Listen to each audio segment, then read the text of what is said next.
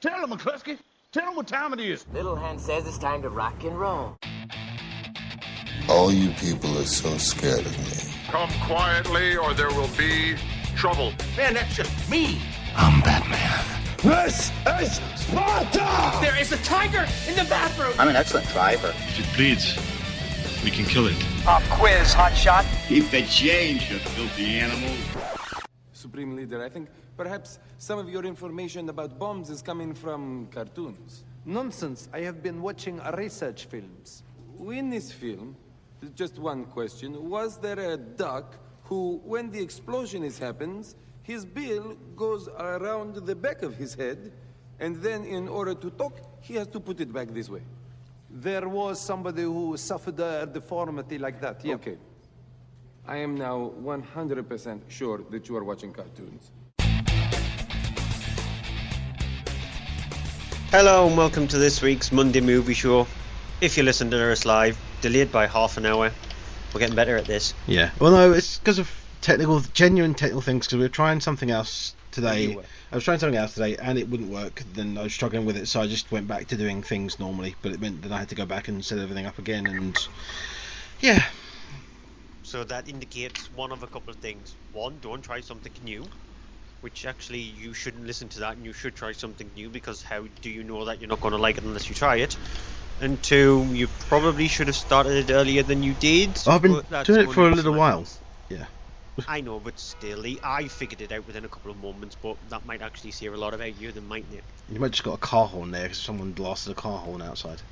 Good for you. Well, we are live on probably the most unique day we can possibly be live, and I doubt we'll ever actually be live on this day ever again, and that is the 29th of February. It is a leap year. We are live on a leap day. Yeah.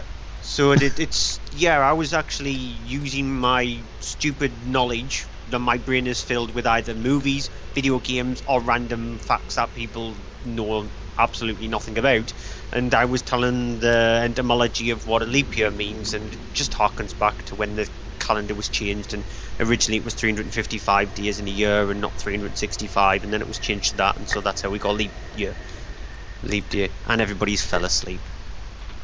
Films. We're here. What?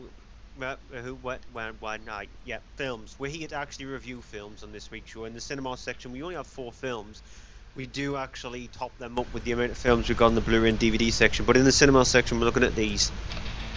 Yep, we have only 4 films in cinema release, which include Sacha Baron Cohen is back in Grimsby. We have Horror in the Forest. We have a sort of drama thriller in Secret in Their Eyes, which is a remake. And we have a odd film with Keanu Reeves, Is There Ever Not, with Exposed. Yeah, and on Blu-ray and DVD, we're looking at 10 films, including... Yep, Suffragette, the true story of the women fighting for the vote in the UK. We have Brooklyn, which is following a young woman from the UK to America. We have The Intern, which, oddly enough, has a strong female in that, with the main character bringing in an intern of an elderly age. We have Paranormal Activity, The Ghost Dimension, which I have no idea if it has strong female characters or not. We have Burnt, He Named Me Malala. Experimenter, Deathgasm, The Benefactor, and Condemned 2. Never would have thought I would hear the words Deathgasm and Condemned 2. Yeah, read out on the same show. And on top of that, we have the Blu-ray DVD top 10. There's going to be a dirty joke in there somewhere, I think, yeah. Movie of the week, box office top 10, some news. If you're listening to us live, there's the live chat in the bottom right-hand corner there. Tell us what you're thinking of the films in the box office top 10, or our big news story, which we'll get onto in a moment. Leave us some feedback at facebook.com/Monday Movie Show, on Twitter @Monday Movie Show, email us mondaymovieshow@yahoo.com. I thought I would get all of that stuff out of the way before we kick into the news, which is very Oscar heavy. Yeah, because it was the 88th Academy Awards last night, and I actually stayed up. The average age of the jury. And I was actually up all night watching it. I did say because I could. I've never actually sat down and watched an entire Oscars. I don't watch the Oscars, to be honest, because it's fastidious and boring. But I've never seen it live. Never. Well, I have, and because I was watching it, and I kind of got into it as much as it had some moments of quite terrible, kind of the whole thing of the against the wall kind of stuff. Well, yeah, because it was this whole thing of that they'd taken kind of the whole controversy over the lack of minorities in casting in roles, in basically in nominations, and the lack of diversity, and they kind of made that the theme, oddly enough, which is where I looked at it is they looked at the controversial matter when it came to colour. The fact that there was no black actors nominated for any of the main awards in this one, and then they thought, well, if they're going to do that with colour, why don't we do it with sexual orientation? Why don't we do that with climate change? Why don't we do it with this? Why don't we do it with that? And it just seemed like Live 8. Well, no, the thing is, it's a weird thing because it's basically, it's fair enough the Oscars picking a subject and then picking a subject like that's something that is controversial, except for when you are the cause of that subject that's controversial, and the whole thing about being up. So it was a bit kind of tongue-in-cheek moments and kind of in a couple of occasions, and then obviously they had Chris Rock brought in, who is black, as a host of the whole thing, and I think that was kind of almost kind of wink wink nudge nudge sort of thing as well, which I actually thought was kind of really, nothing to Chris Rock, because he was actually good as a host, given the previous hostings that we've had, you know, with Anne Hathaway and James Franco, yeah, it was terrible, and the things that we've had before, and just Seth MacFarlane as well, yeah, that supposedly bombed on his bottom. Do you know why Chris Rock was brought in? Because he was black? No, because Ellen DeGeneres dropped out. She was supposed to have hosted this year, but she dropped out, and so they got Chris Rock. No, Even before the nominations were actually announced, they got Chris Rock. So yeah, I mean, he was actually a pretty good host, and he was actually fairly funny and decent, and it wasn't too bad for some parts. But it was just the whole thing of, you know, it was blown up about. I mean, for me, the whole thing about it being blown up with there not being any black actors nominated, the whole thing with Will Smith not being nominated, isn't because of them. It's a racist decision, and they decided not to nominate him for Concussion. It's just that his performance, as good as it is in Concussion, is not of the same level of all the other films that were nominated, I think. And it just, to be honest, I think out of all of the ones, if I was to had to choose one, it would be Michael B. Jordan for his role in Creed. I think I could have easily just taken out maybe Eddie Redmayne in Best Actor and put Michael B. Jordan in his place, because I think Eddie Redmayne was fine in The Danish Girl, but I think Michael B. Jordan's performance in Creed was better. Yeah, I mean, the thing is, for me, it was the whole thing of that Eddie Redmayne and The Danish Girl is the one of them I haven't seen. All the other ones that were nominated for Best Actor I have seen, so I can say that. Eddie Redmayne's I don't know. It was just another typical Eddie Redmayne Oscar bait kind of performance, so that's maybe the reason why it's in there. But counting down, I mean, the interesting thing is that you had at one point it was really looking good for Mad Max to win big in the big Oscars. I mean, it won big because it did take home something like 6 categories, I think it was, or 5 or 6 categories, which were all kind of the technical ones, which is perfectly fine because it is a rather classically superior technical achievement. It is, you know, a big stunt film that does all original stunts and practical stunts as opposed to CGI. It has got great makeup, it's got great costume, which is what it won for and things. It won Best Production Design, Best Film Editing, Best Sound Mixing, Best Sound Editing, and it also won Best Hair and Makeup and Best Costume Design as well. Yeah, which I think were all truly well deserved, and the Oscars were actually spot on for giving them. I thought at the times they might give the effects one to Star Wars or something, and they didn't, and things like that. Ex Machina won visual effects. Exactly, was the big shake up there. Well I think. done to that though. Yeah, that's impressive. Also, we had winning British. We had in there. We'll get to that in a moment. But in the big categories, we did have the whole thing of that. Best Actor was Leonardo DiCaprio, which was the big thing everywhere. I mean, it was given, but that kind of thing as the night went on, you start thinking, oh, maybe they weren't as blown up on the Revenant as everyone was thinking, and so there was that potential that he. Well, no, but it's sort of as it's going on, because I mean, it was literally when watching it, it was literally a case of that you had. Such and such this one, such and such this one, then such and such Mad Max Wings, such and such Mad Max Wings, such and such Mad Max Wings, such and such Mad Max Wings, and it's literally it won 4 Oscars in a row, which was the thing that was. Nobody from Mad Max was actually nominated no, as Best Actor anyway, but it was just the fact that it kind of.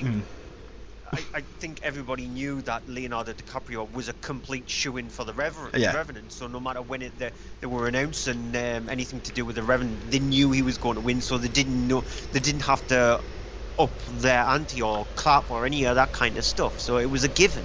It's just the thing of it being, the whole thing of. If the Revenant wasn't hitting so well that it didn't win a lot of the technical awards as well, was it potentially did the Revenant stick with people so that Leonardo DiCaprio would win Best Actor and not someone else? Is what I mean. So it started to work the seed of doubt, in watching it. But then of course he won Best Actor. Best Actress of course went to, and you and I both agree on this. I think we were calling this ahead of time that it was Brie Larson for Room. Yeah, because I've not seen 45 years. I have seen Brooklyn. I mean, sure, and I'm yet to see Carol. I reviewed 45 years on the show not long ago for the DVD release, and I admit she was a good performance in it, and it was a good all-round film. But I mean, it definitely wasn't. I'm pleased she got the nomination, but I wouldn't have nominated her with. Or there's nothing against her. Just again, there was other films that I think there were better performances in. I do think it's a bit of a kind of like, Charlotte Rampling nod to her sort of thing that the Academy's done. Best Supporting Actor, of course, which I called, and I did call this, did I not, as well, after I saw it and reviewed it for the cinema release of Bridge of Spies for Mark Rylance. Yeah, but after seeing each one of the performances from each one of the actors in Supporting Actor, to me, it seems like that's a much stronger category than Best Actor. But if you look at the Supporting Actor, maybe Sylvester Stallone to one side, because I think his performance is fine in that, but he is just playing Rocky, and he is just playing Rocky at a more sort of like OAP kind of age. So considering he's up against Tom Hardy in The Revenant, the kind of character that he played, and he doesn't go through as much as Leonardo DiCaprio goes through, but it's still quite a hard performance to do. And then Mark Ruffalo in Spotlight, very underrated character, but has that burst of action in him. And then Christian Bale in The Big Short, pretty much left in one room. Which should have really been Steve Carell for that. Yeah, but what he actually brings from his character in that is still quite powerful. So that I think is a much stronger category than Best Actor, Best Supporting Actor.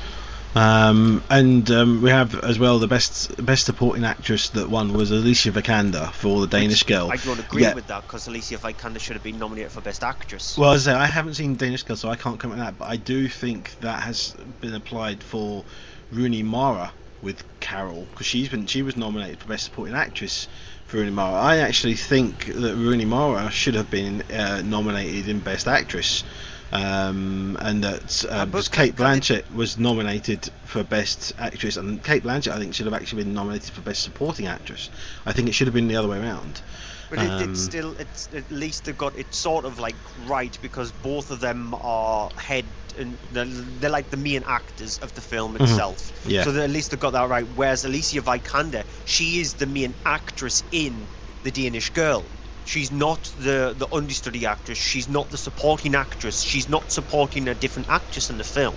A different actress is actually supporting her role, and her role is more important in that movie, in my opinion, than Eddie Redmayne's role. So that's why she should have been nominated for Best Actress, or just not nominated at all. Well, I do wonder if she was given the Best Supporting Actress nomination because they wanted to give her the Best Actress nomination, but weren't able to because they had so many, and they decided, right, we'll put her to Best Supporting Actress and we'll give her the Best Supporting Actress one.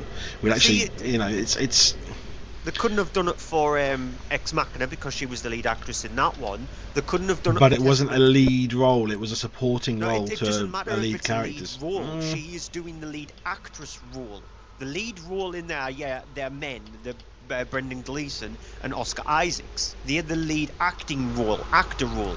This is the lead female role.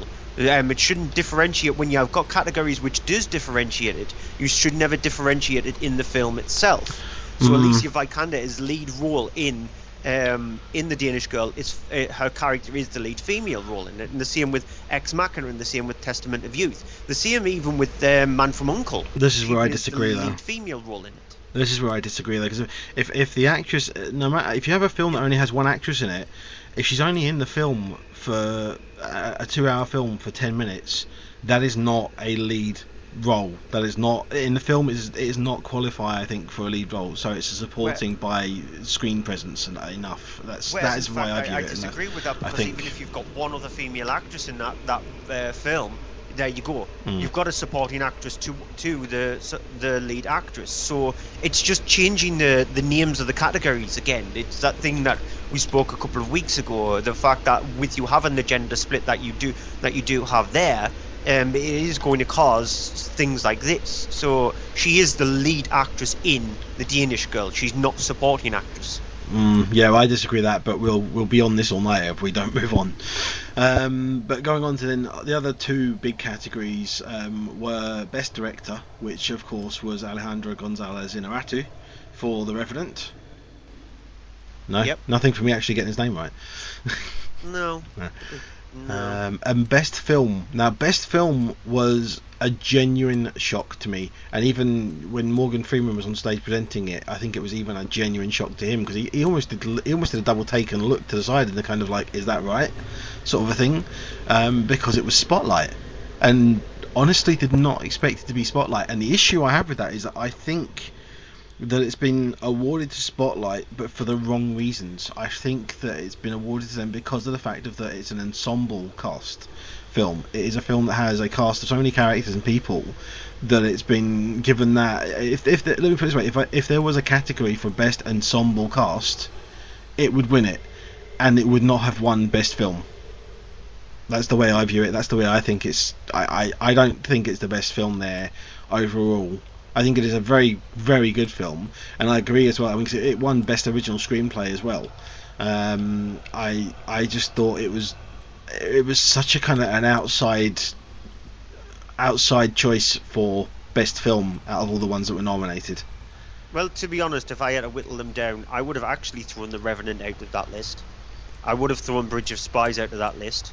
And even though I'm reviewing it a little bit later on, I did really like the film, I would have thrown Brooklyn out of that list. I probably would have kept Spotlight in that list. I would have probably, if I had to be pushed for another one to throw out that list, I would have thrown The Big Short out of that list as well. So I would have kept Mad Max Fury Road and The Martian and Room. Martian, I think, might have been the bottom of that list there, and so it would have been between, for me, Spotlight, Mad Max and Room. Mine would have been between Room, Mad Max and The Big Short, and The Big Short would have been knocked out, so it would have been between Room and Mad Max for me. So we kind of agree on there, I think, that Spotlight, I think, as much as it did win it, I think Spotlight was the outside choice, which seemed a bit odd.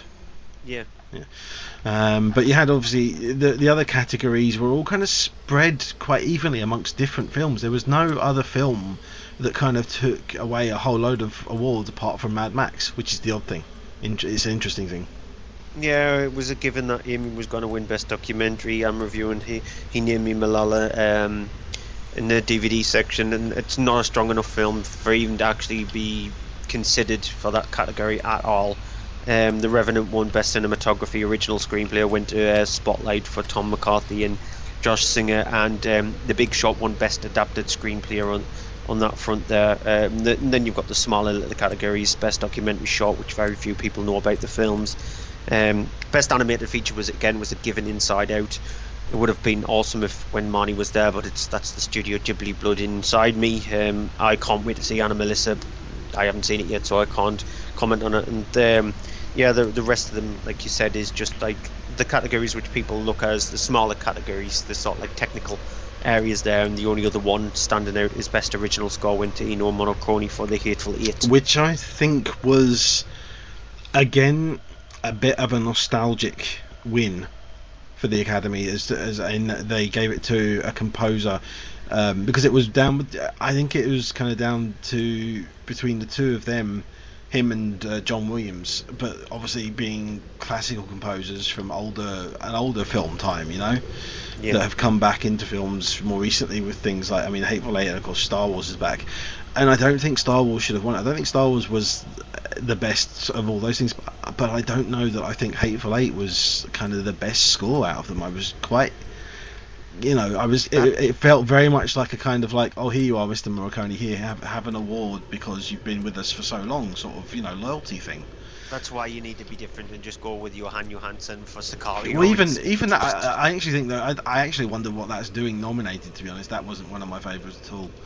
So. Well, we're going to have to push on anyway, because we've been on talking about the Oscars for the last 20 minutes, and this show is going to be stupidly long considering the amount of films that we've got. So there is a few other little bits of news floating around, including the Razzies, which was held the night before the Oscars. Normally it's the night after, but they changed it this year. It's the night before. 50 Shades of Grey and Fantastic Four both tied for 4 Razzies each, and they both actually won Worst Film. And so it was a tie between them both. And I can't believe that 50 Shades of Grey then almost won a Razzie, but also almost won an award for Best Song. Yeah, it's happened before where somebody's won an Oscar and a Razzie in the same year. So Sandra Bullock did it. Yeah, though I'm going to say, sorry, going back to the Oscars, the writings on the wall, not the best song. Sorry, that should have been nominated in the Razzies for the worst song, film song of the year, because it's a god awful song. Yeah. But also in the Razzies there, Josh Trank won it for worst director, even though he directed supposedly only half of Fantastic Four. Has his name on it. And Eddie Redmayne won another Razzie for Jupiter Ascending. So that's harsh. I don't have so many problems with that. He was god awful in Jupiter Ascending, so he won it for worst supporting actor for that. A couple other pieces of news is, according to Us Weekly, Ben Affleck has reworked the Batman vs Superman script as he wasn't happy with it, and it's rumoured that he did it while dressed as Batman. I don't know if that rumour is true. That would have been an interesting thing if that was the case, but he's a writer, so obviously he's going to look at the script, and if he's not overly happy about it, he's going to think, yeah, this could be changed. And he does know about comic books. Yeah, it was supposedly the fact of that he was working on the film and sort of daily going through the things they were filming that day and doing some slight rewrites while he was getting done in makeup, because his makeup taking, you know, an hour or so to do each day, so he had the time then. And I don't have a problem with that, and I actually think that's partly why he was cast as Batman. I did say it back when he was cast, that it was a whole thing of that Warner Brothers may have had in Man of Steel, which Zack Snyder directed before, he had Christopher Nolan sort of looking over him as producer. Then when they brought Batman in, Christopher Nolan, having done 3 Batman films, decided don't want to do any more with Batman, had enough of that, left it, and so they needed someone else to kind of come in and basically be able to go to Snyder, hang on a minute, you're not doing this right, or hang on a minute, this needs to change. And that's why I think they brought him in, and that sounds exactly like, you know, they knew this would happen. They've said to him, you know, if it needs a little reworking, do that, and I think they have. Other news includes Robert Schwentke, the director of the last couple of Divergent films, has dropped out of the final one, so he will not do Ascendant. Instead, that's going to go to the Age of Adeline director Lee Toland Krieger. Okay. Just because Schwentke's turned around and says he needs a break. Yeah. And so they want the final part of the series out next year, so there would be no way him having a break and being able to shoot the final part. Yeah. So it's a question of whether or not can he do a good enough job. I mean, because the whole thing of you have Age of Adeline has this kind of, you know, that quality of a weird effects sort of thing to it, but it doesn't really have any of that. It only has that in the story element. It doesn't really have that in the film, whereas those films have a lot of that in them. Well, we'll see. At least they didn't actually push the director and say, well, you can have a break of a month and you've got to come back to do the final part of the film, and then it could have been rushed. So at least they've understood that, got a director in straight away, even before the final part of the series starts shooting, which they start shooting at the end of March, at the end of next month. Yeah. So at least they've got the director in place for them to actually do that, so rather than flipping, chopping and changing between directors. Unfortunately, that doesn't seem to be the case with Channing Tatum's Gambit movie, because it's being pulled from Fox's release schedule.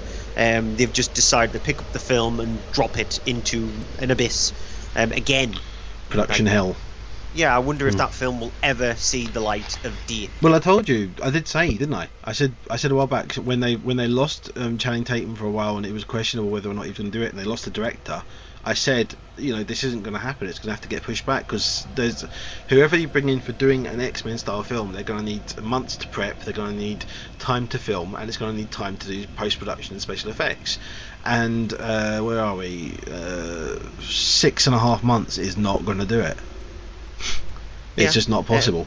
The thing about that, I think, as well, is it's going to be down to Deadpool, because the whole thing of 20th Century Fox keeping hold of the X-Men rights, which is why Gambit was going ahead, is another title to extend their hold on the X-Men rights, which as long as they have an X-Men film in production, they'll get to keep the rights. But of course, Deadpool, having been so fantastically successful, they've now greenlit Deadpool 2, so they already have a film which is going to keep the rights for them. Quickly pushing on, because we are stupidly overrunning. Wolverine director James Mangold has joined Disney to direct a Captain Nemo film a couple of weeks after Bryan Singer announced that he's doing a 20,000 Leagues Under the Sea.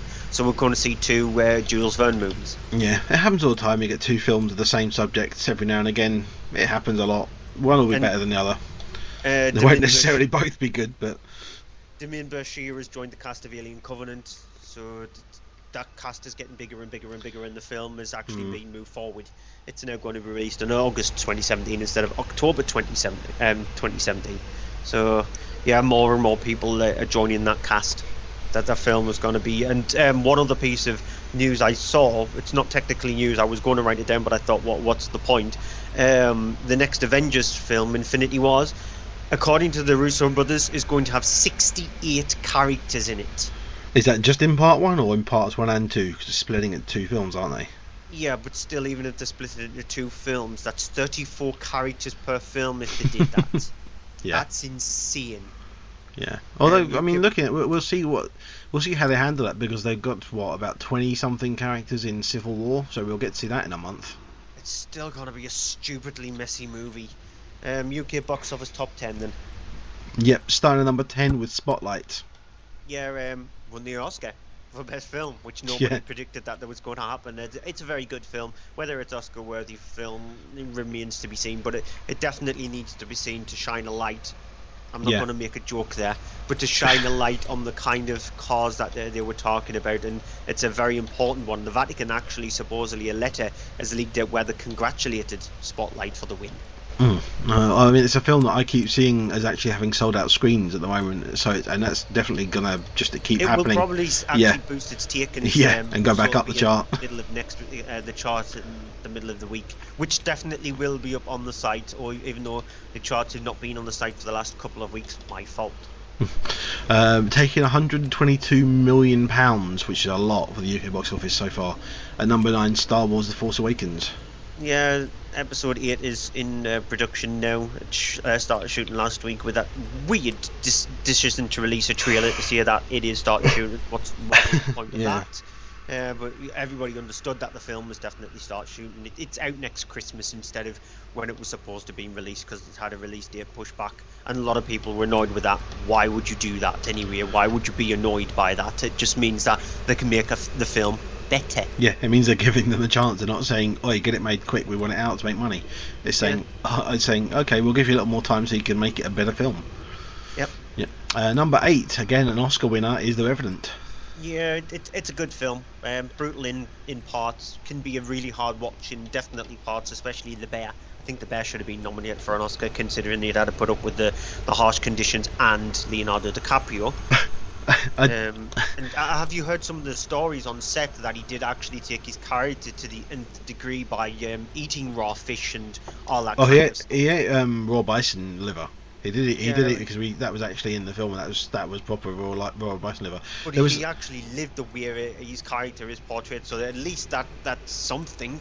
Yeah. Well done to him for doing that. There was one of these stupid things on the Oscars that they do where they inserted characters into shots from certain films, and one of the things they did last night was they actually had a scene where they had that footage of the bear attack without the bear being digitally added into it, because obviously it was a digital bear, and they had digitally then added in I cannot remember who it was, but it was a black actor in the whole thing of it was the black actors attacking people It's the whole thing. That was the whole thing. I Yeah. thought you were going to say it's like the added in Pooh Bear or something. Oh no, like but that's the that. thing. That's the thing. I just thought, why didn't they do that with Bear Grylls?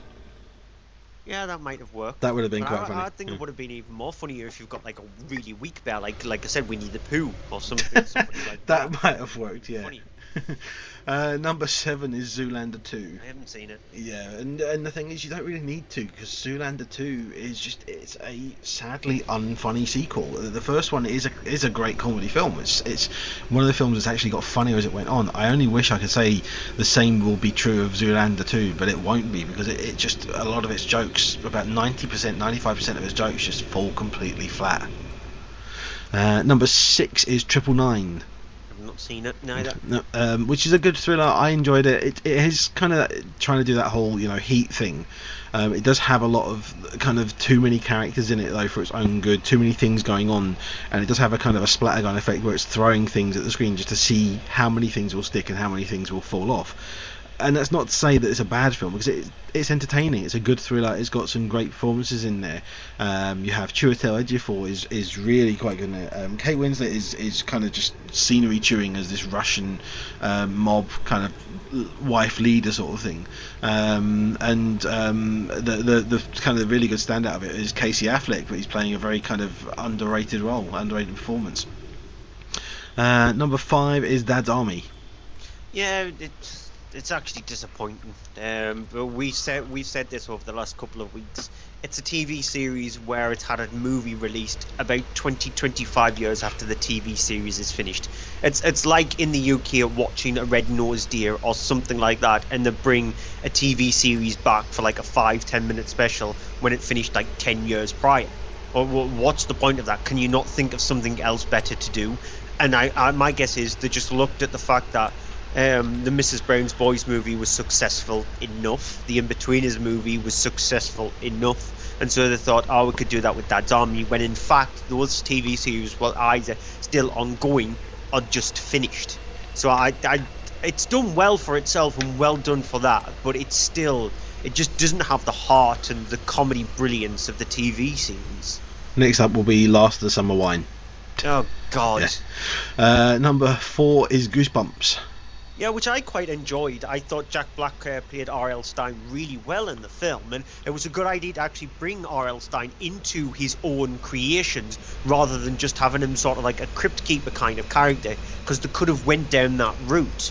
But instead they brought him into there, so at least we knew who he was. They brought some of his old famous characters back into it as well, including the gnome, which has cropped up in a few episodes of the TV series, and clowns, and there's werewolves and all that kind of stuff. So there's enough in there for children, there's enough in there for adults.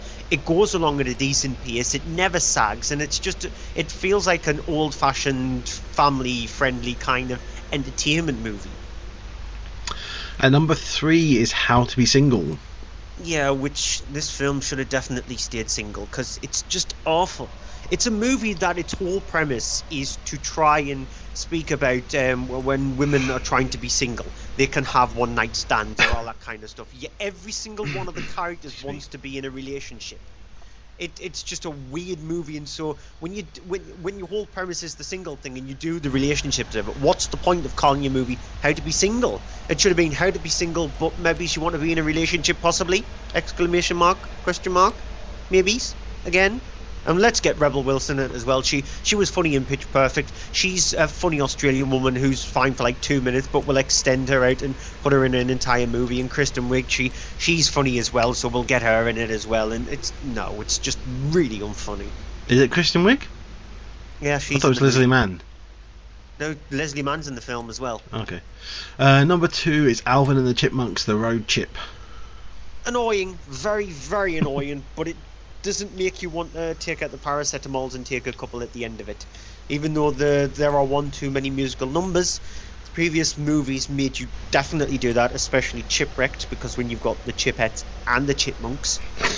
I never heard you say so many chip things. Yeah, that's a double bill of absolute agony.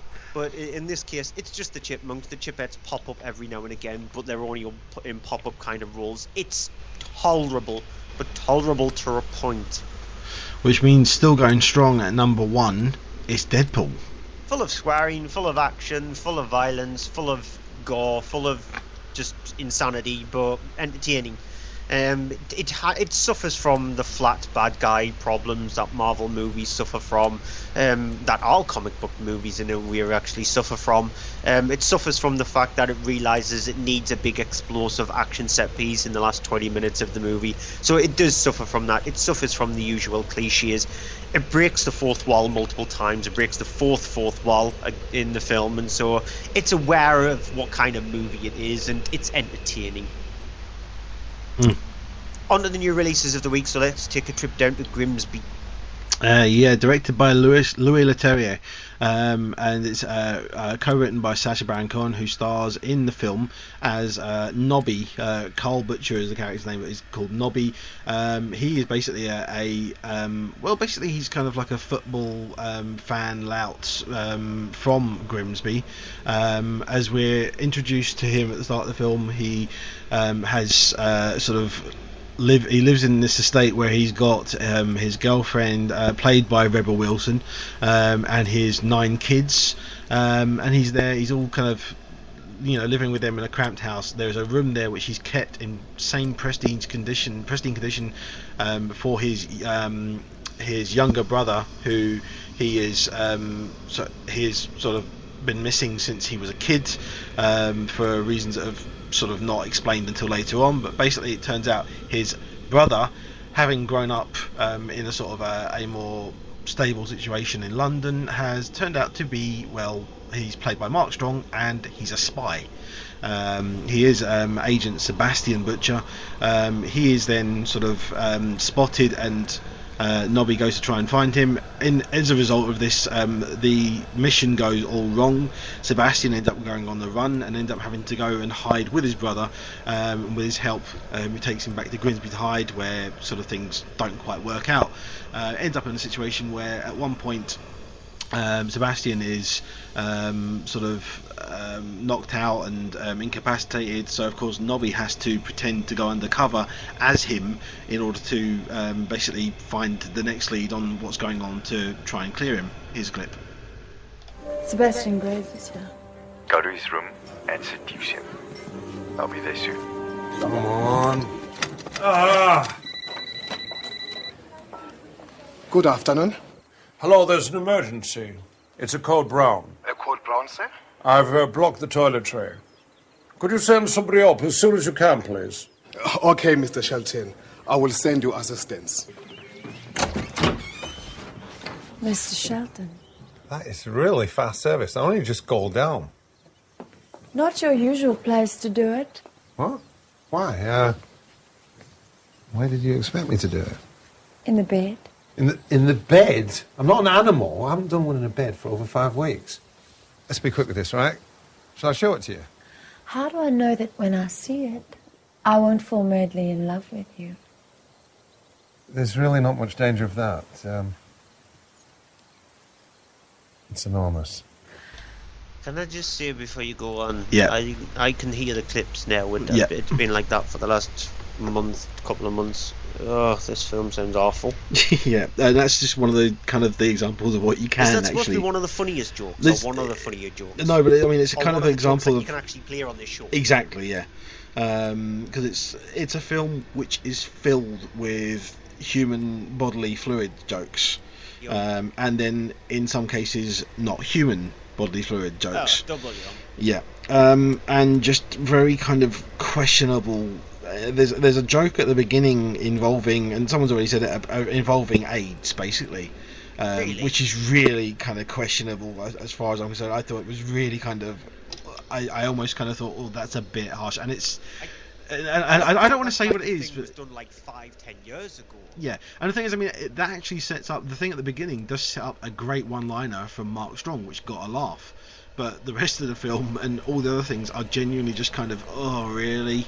Honestly, you're doing of the tone of the film. As soon as you hear the first joke, if you don't get the film from that first joke, then you're just in hell for the 90 minutes that it's on. Yeah, it is. It's just awful. I mean, the thing is, it's got these scenes in there where it has the comedy, and it's just you sit there and you're kind of going, this is almost as bad as Dirty Grandpa, only not as bad. It actually does have some redeeming qualities.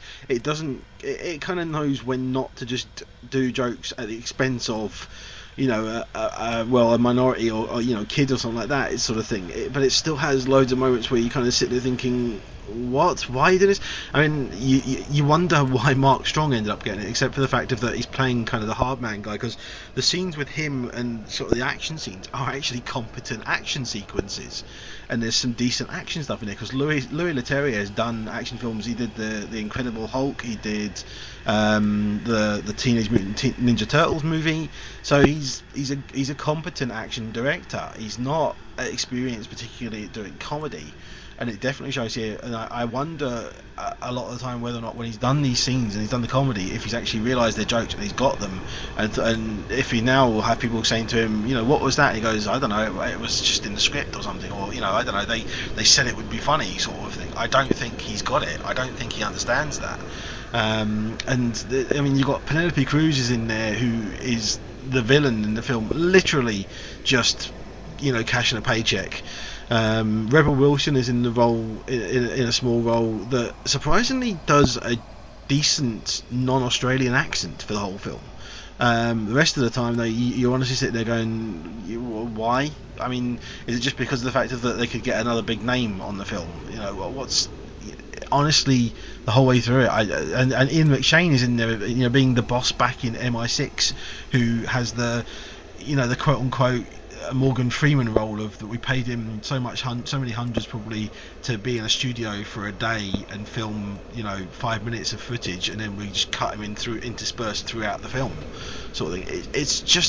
It's not completely tasteless and bad, because it did get some laughs from me, not enough to be good enough for a comedy, but it got some laughs from me, and I actually liked the action sequences in some of them. Some of the action sequences were pretty good, but just the rest of it, I honestly sat there, it made me, it shouldn't be called Grimsby, it should be called Grimace, because it did make me grimace more than it made me laugh.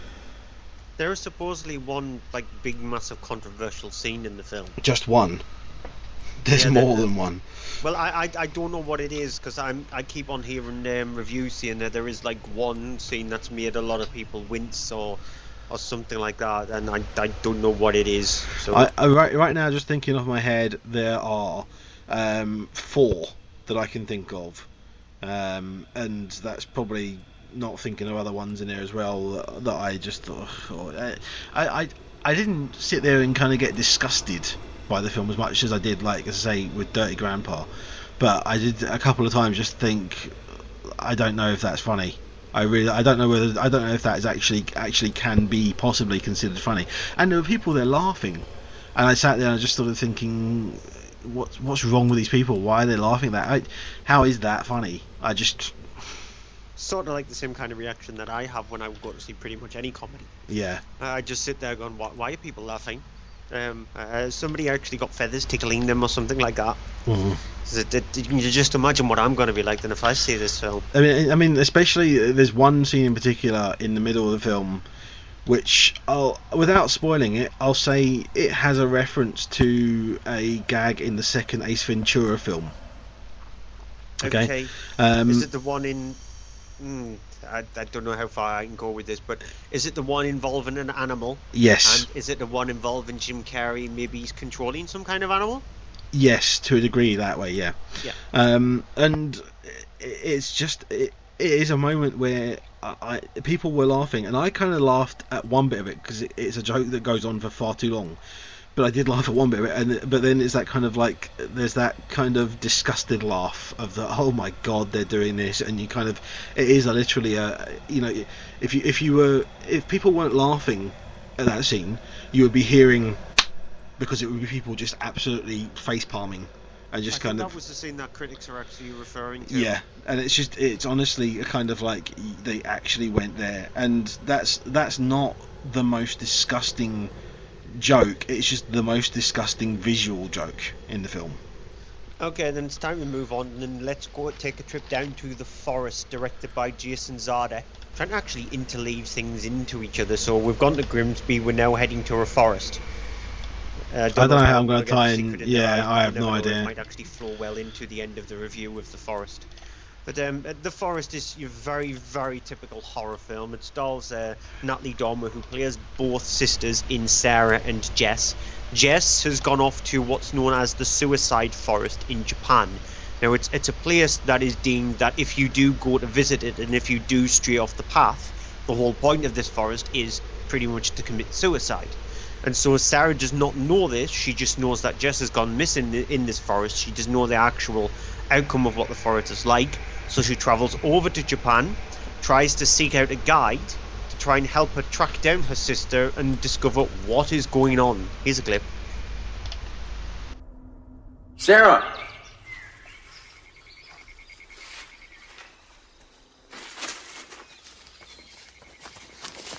Take a look at this. Okay, that's weird. Why is that happening? Iron deposits in the mountain. It's crazy, huh? Yeah. Look, people sometimes see things in the forest. Important to remember. If you see anything bad, anything strange, it is not real. Okay? It's not there. It's here.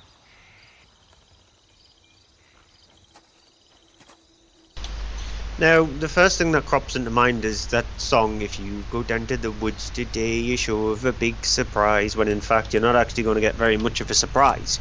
And so in that clip there, you heard one of the guides, who was Rob, played by Owen Macken, and it's up to him to try and help Sarah uncover the truth, uncover some secrets, and discover why Jess has actually gone there, and maybe Rob could be holding some kind of secret to this as well.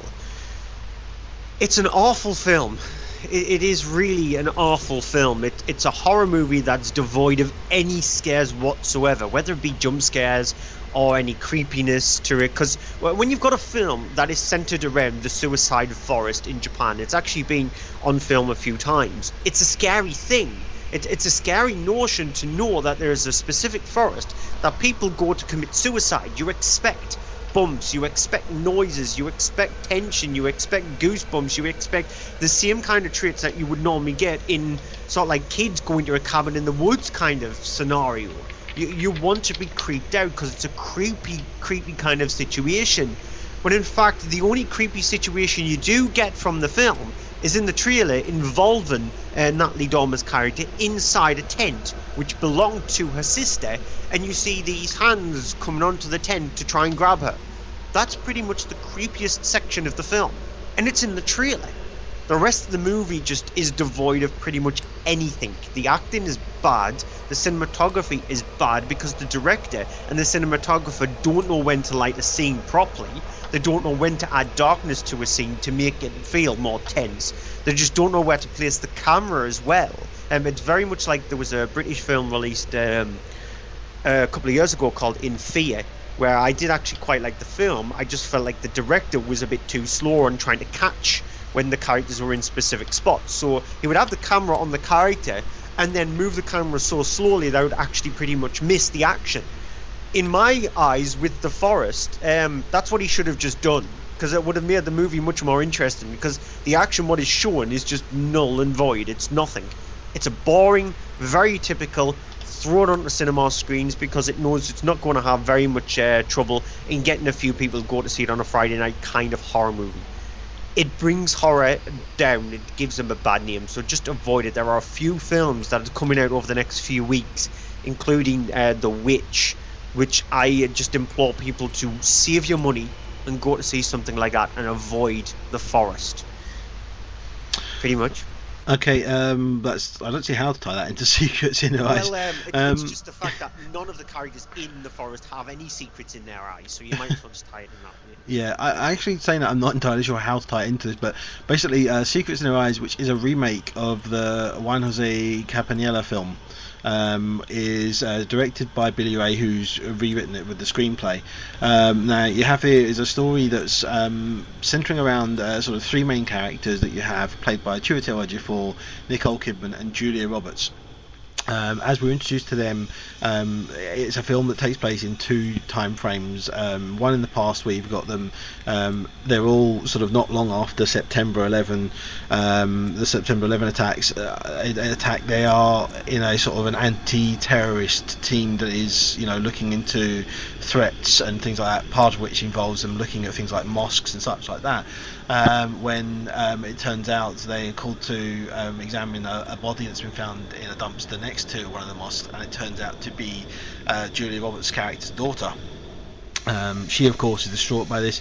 It shocks them all to their core a bit, and they start looking into things and trying to find the killer, whereas we then cut back and forth between that happening and present day, where they've all gone sort of their own different ways and such. Chiwetel Ejiofor's character has gone off, left them for sort of the private sector at one point. Nicole Kidman has now become sort of the senior sort of prosecutor in the cases, and Julia Roberts, as a result of the things, has kind of become kind of a bit demure and kind of fallen by the wayside somewhat. Here's a clip. Jess. Jesus, how are you? How are you? I'm good. I'm good. You? No, I'm fine. I was just congratulating. Well, you made chief investigator, right? So I'm looking at royalty here. You still living in Moore Park? Yes. It's quiet out there. I like the quiet. You still bureau? No, I went private sector. Badge kind of lost its charm for me.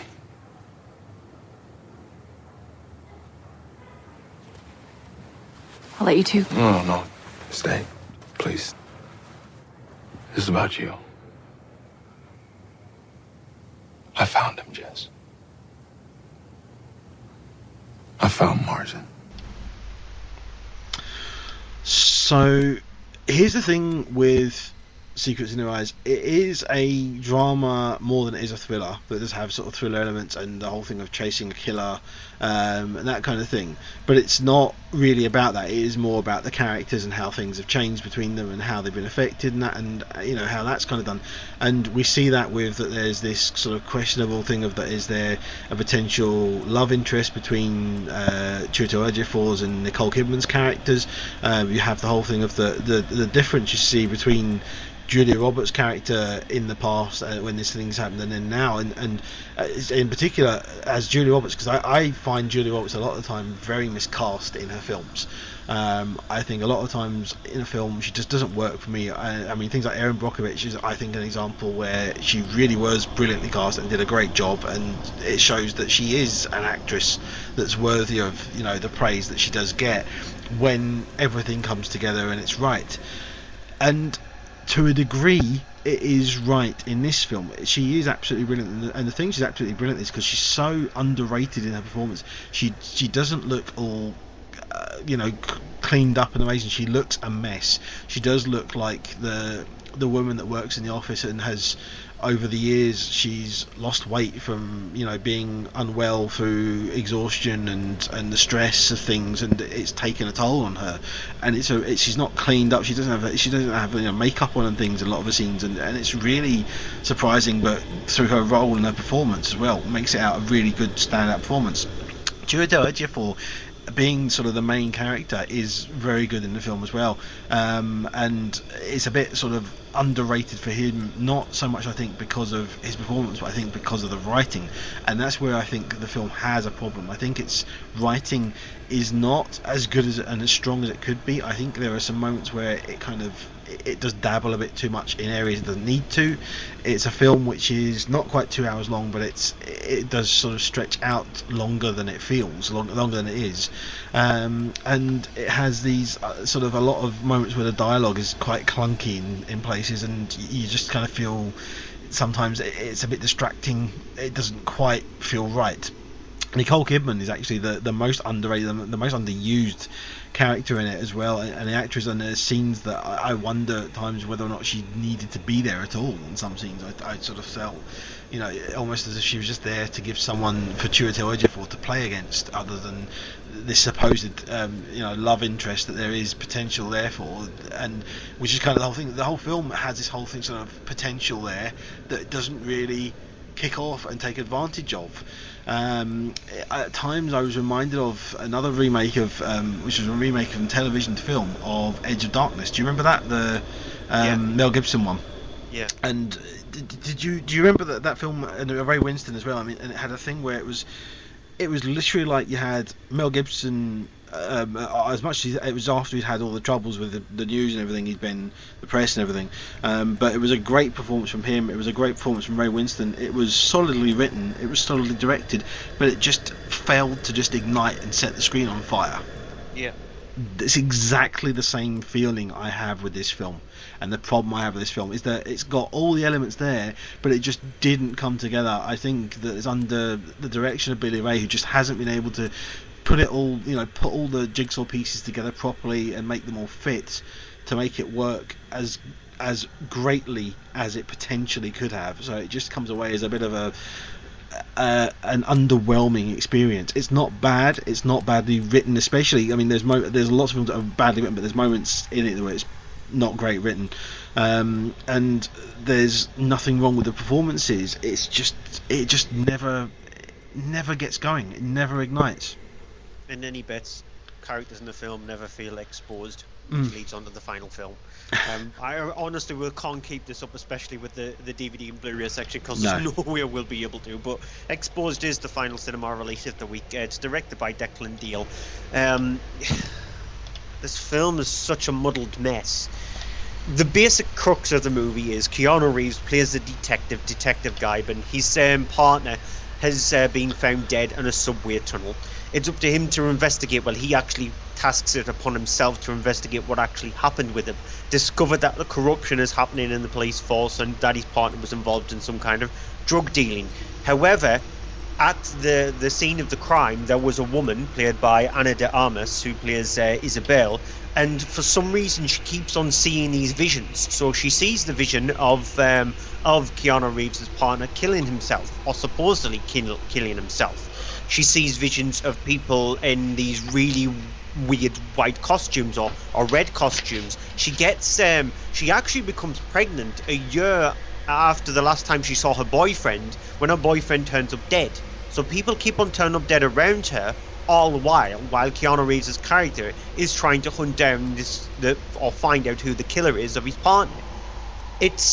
It feels like two completely different movies. I don't know what the director was thinking, because the way he chops and changes between each of the film sections is Keanu Reeves handles the English part of it, and Ana de Armas handles the Spanish part of it. And so the film itself is pretty much, it's more like 70-30. So it's 70% in Spanish and 30% in English. And it's just an absolute muddled mess. There's supernatural elements which don't work, which don't fit the film.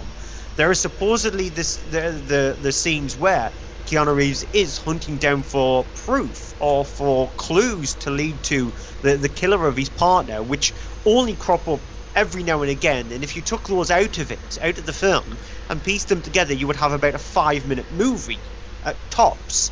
And so it doesn't know what it wants to concentrate on. The acting is terrible. Pretty much everything about the movie just doesn't work at all. You've got some really clunky dialogue. You've got some really badly just created set pieces, because, for example, the scene I was explaining there, which involves Ana de Armas' character, where she does say that she's pregnant. She discovers that her husband, who's in Iraq, has died. But before that, you see a dog being hit by a van. So there's a scene where a dog gets hit by a van, and then it instantly goes to Ana de Armas' character crying because she finds out her husband is dead. How do those two represent each other? How do those two fit together? It's just, the whole film is an absolute mess. It is complete. I don't know why it's been released in the cinema. It sounds like it wants to be a kind of a foreign kind of solace.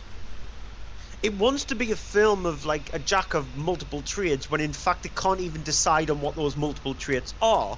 And it just, even if it did, it would still be just messy, because none of the actors involved in this seem to want to be there.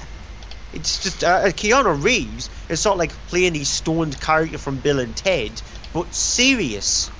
It's just he looks like he's reading his dialogue from a napkin, because that's pretty much all he's been given. It's awful, absolutely awful, and what a way to end the cinema section. We'll be back in a moment anyway with the Blu-ray and DVD section of the show. From page to screen. So they have 9 times out of 10 they have to send it back to you unopened or just throw it in the garbage can. Things don't always look exactly as we envision our life to look, but sometimes it works out and turns out even better. Gregor Fisher, his bacon number is 2 because he was appeared with January Jones in Love Actually, and January Jones and Kevin Bacon appeared in X-Men First Class together. I've got to say, the very Harold and Kumar 3D Christmas now, that just makes me want to rush out. It's about the acting, about the writing. That's really what theatre is for me. Probably had more names than Prince or whatever. Never mind, there's a joke for the oldies. It'd be like, who's Prince? Who's he? I'd just like to see Mr. Freeze hiring his bad guys, going, right, okay, so you're a psycho, right, can you ice skate? Head over to iTunes, Spreaker and Stitcher and put in the search box From Page to Screen.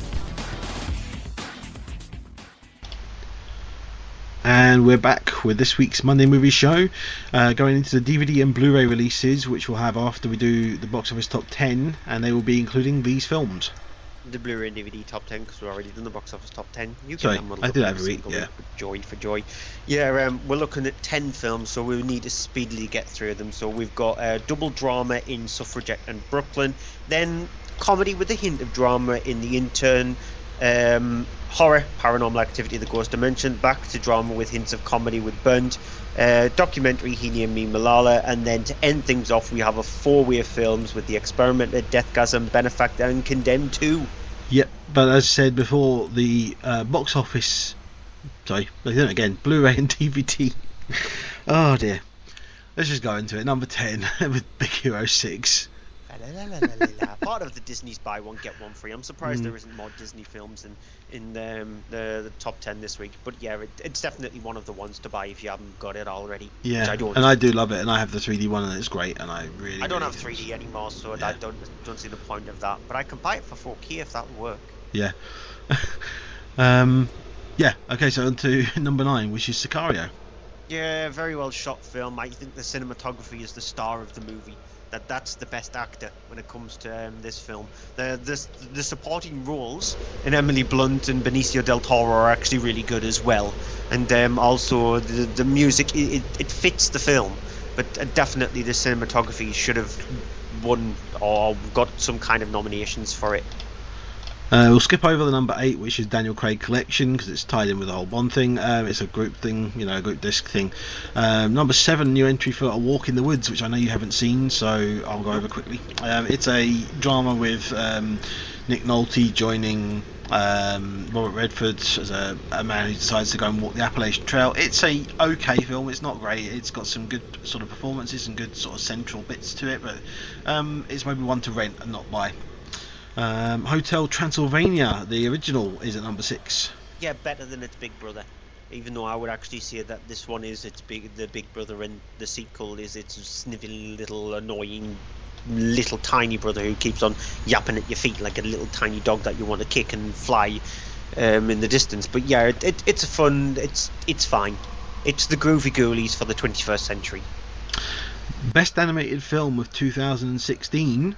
Inside Out is at number 5. I don't think this is part of Disney's buy one get one free, because it is. That's very quick. Is it is, really? yeah. It is, yeah. I don't think the 3D version is though, because otherwise I was going to possibly get it. Because I don't have Inside Out.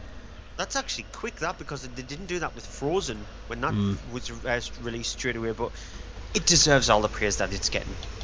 Yeah. Legend at number 4. Good acting from Tom Hardy, and pretty much everything else lacks. Oscar nominated but not successful at winning any, The Martian at number 3. Yeah, it's a pity. It's getting some praise. We gave it a bit of praise as well. It definitely deserves it. It's one of Ridley Scott's best films in the last 10 years, to be honest, because he's got a good writer to help him out with it, and it's got some really good acting in it, especially from Matt Damon. I think it may have been my sort of choice for best adapted screenplay after The Big Short, because I think it was a better adapted screenplay than things like even Room. I think it was a better adapted screenplay. than that. Okay, so on to number 2, which is Hotel Transylvania 2. Yeah, this is the annoying little runt of her brother. It's just not very good. Compare it to the original film, it's just nowhere near as entertaining and fun as the original film is. So the brand new number 1 is Spectre. Oh, did we have any doubts it would be Spectre? I think it's because of the fact that places like Tesco's, there are the big, huge, massive conglomerates available out there, were selling it for £7 on DVD. So, it's no wonder it went straight in at number 1. A lot of people bought one of the most boring films of 2015. To be honest, I thought it was lacking in a ton of departments. It's a series that majorly needs a big, massive boot up the bottom. And they don't need to go with another moping soundtrack for the next one, because the last 2 films have had extremely brooding and moping intros. We need something a bit more upbeat. Yeah, but not like Madonna again. No, Die I Another don't mean Day. like that, but That was awful. Look, for example, at Muse. Muse makes those kind of epic kind of intro things. They would have been perfect for a Bond film. What about Coldplay? Yeah,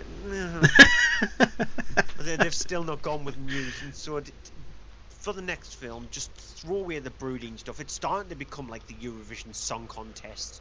Okay, we've got loads of films to get through, so I'm going to go on to the first one, which is Suffragette. It's directed by Sarah Gavron. It is based around the true story of women that fought for women to get the vote, the right to vote, though has at the centre of it a fictitious character of Maud Watts, played by Carey Mulligan, as you do have sort of around the whole thing of all the sort of the things kicking off. We have women were destroying shop properties and things like that in riots, basically, in sort of old London, and in sort of protest at the fact of that women were being ignored and not being given basically a human right of being able to have their say in things. Here's a clip. You women cleaned yourselves up well. Couldn't find a scrap of dynamite on any of you. And why am I here? Well, you'll be charged for legal meetings, if for nothing else.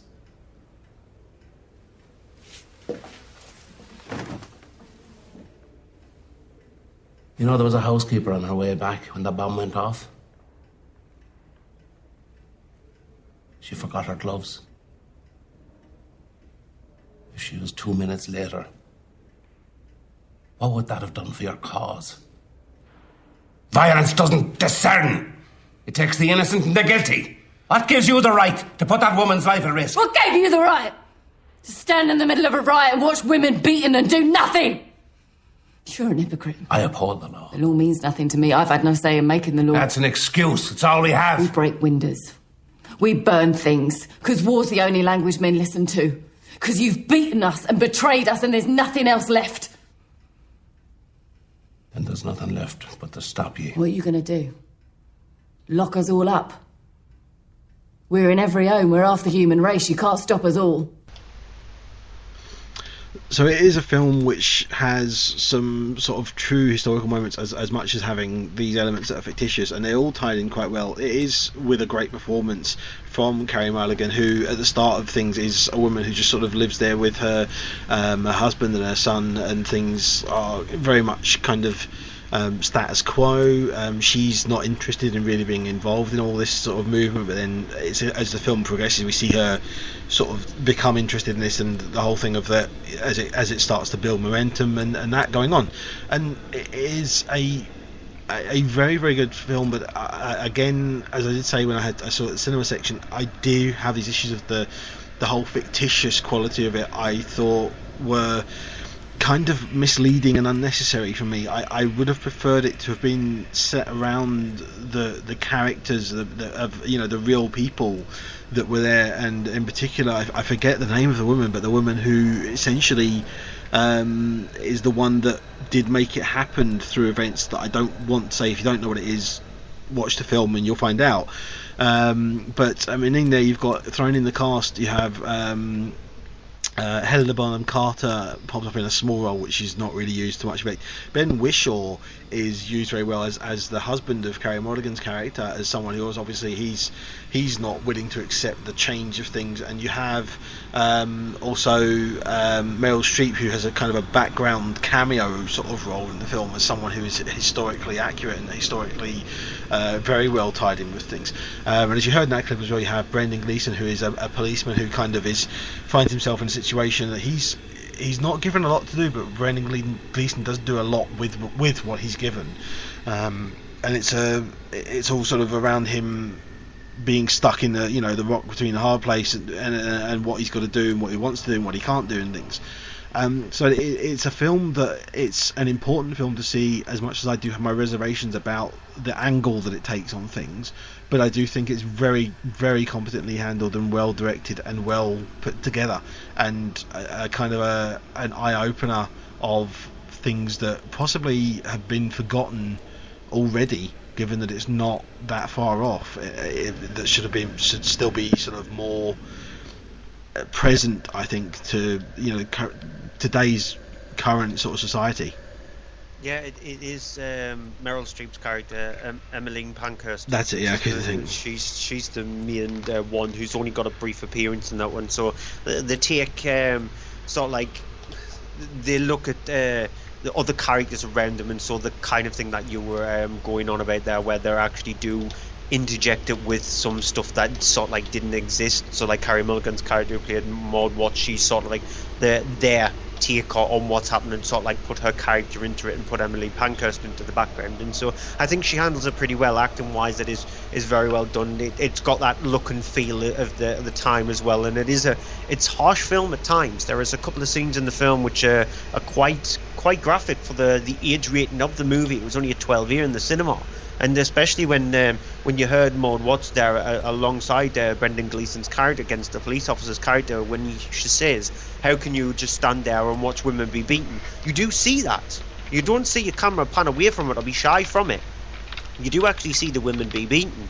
So there are a few quite harsh scenes in the movie, but it's very well made, very well created, very well acted. But I can see where you're having problems, and I need to drink water before I go on to my next movie. Yeah, which is Brooklyn. And there's a good job this week that I've got actually very easy stories or very easy plot lines when it comes to movies, because all my films are very straightforward. So Brooklyn is directed by John Crowley and it stars Saoirse Ronan. She plays I don't know how to actually say her name.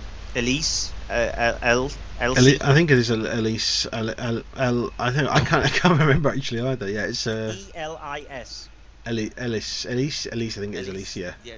If there's people from Ireland who probably know that I've mangled that name badly, but she plays that character. She lives a pretty much very mundane, boring life with her mother and sister in Ireland. She wants more for her life, and it's up to her sister to be able to actually do this. And so, out of the blue, she contacts a priest who's played by Jim Broadbent. You find out that's played by Jim Broadbent, to take her over to the titular city, as it's the title, of Brooklyn, to try and do something different with her life, get a job in a department store, learn things at school, and ultimately fall in love with a character who's played by Emery Cohen, who plays Tony. Here's a clip.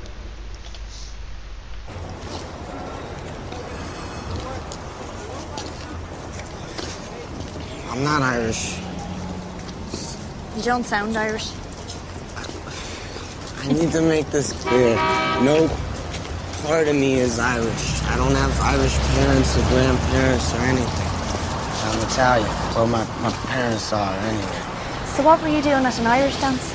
Don't the Italians have dances? Yeah, and I wouldn't want to tell you the one. They behave like Italians all night. What does that mean? Oh, you know. No. Hands. Too many of them? I don't know. I guess it could seem that way if he was a girl. Listen. I want everything out in the open. I came to the Irish dance because I really like Irish girls. And I was the only one who would dance with you. Oh, no, it wasn't... Oh, so you danced with loads of others?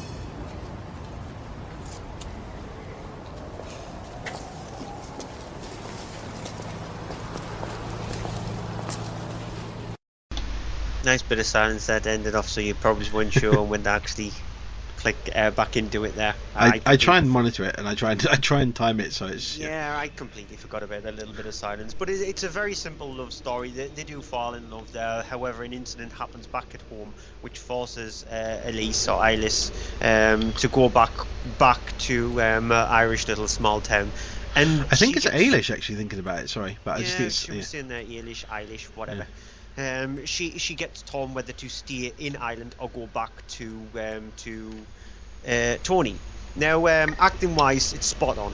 Pretty much everybody acting wise in the film is spot on. I think Emery Cohen, he doesn't show himself up in very many films. He was in The Place Beyond the Pines.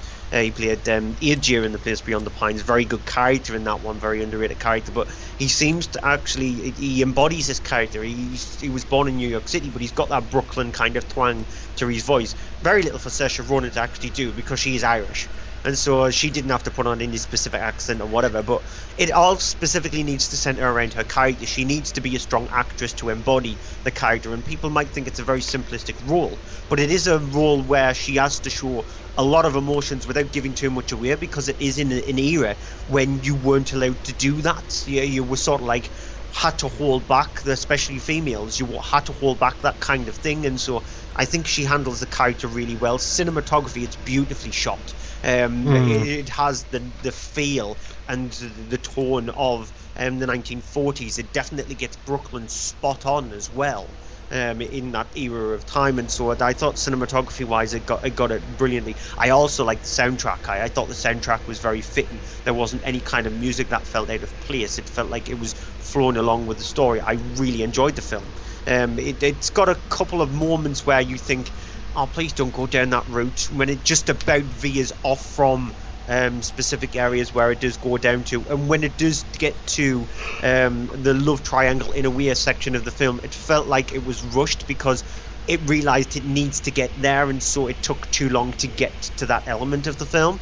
But apart from the few quibbles with the movie, I think it's a very, very well made, very well acted, very well created drama.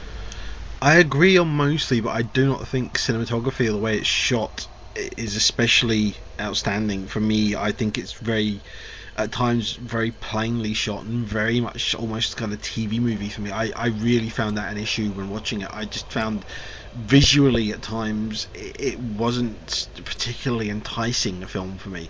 The rest of it, I agree, the performances are great, the acting is above par in it, the story is it's okay. I mean, it's actually been adapted from a novel by Nick Hornby, so it's been adapted by a really good writer, and he's done a good job on it, but I think he could have actually done better with it. Not saying it's bad, but I felt very much that there was more that could have been done with it. But I did like it. I think it's a good film. I don't see the reason everyone else is giving it the praise that they are. Yeah, well, I actually really liked it, and I've started to become a bit of a sucker for these kind of films, to be honest. Okay, on to The Intern, which is written and directed by Nancy Myers. It is a film that follows the character of Ben, played by Robert De Niro, who is a elderly retired man who is living alone. His wife has since departed, and he is basically going through his life, his daily routine, not sure what to do, sort of, that kind of winding down but not really wanting to, finding himself in a situation where he wants to really work but can't really be hired, and applies for this leaflet that he sees looking for senior citizen interns to sort of take advantage of an elderly person who's their experience and their knowledge, and bring them into the workplace to be able to help both parties, sort of thing. He is brought into this place, this company that's run by the creator of a sort of a clothesline business, played by Anne Hathaway, plays Jules, who is not exactly happy about this situation. She doesn't really want this, to deal with having an older person come in who she's going to have to sort of end up taking on as her assistant, even though she doesn't want to, and ultimately ends up sort of giving him a role sort of as a kind of an interim buffer, finding him a lot more helpful than she originally thinks he's going to be. Here's a clip. Becky? I've been here 9 months, Ben, and she's never asked me to take a look at anything for her, ever, okay? I hear you. That's frustrating. I mean, totally. I graduated from Penn. I have a business degree, but I never seem to do anything right around here. And you're like 50 years older than me, and you're deaf. I happen to think you do a lot of things right. You do so much. I know that.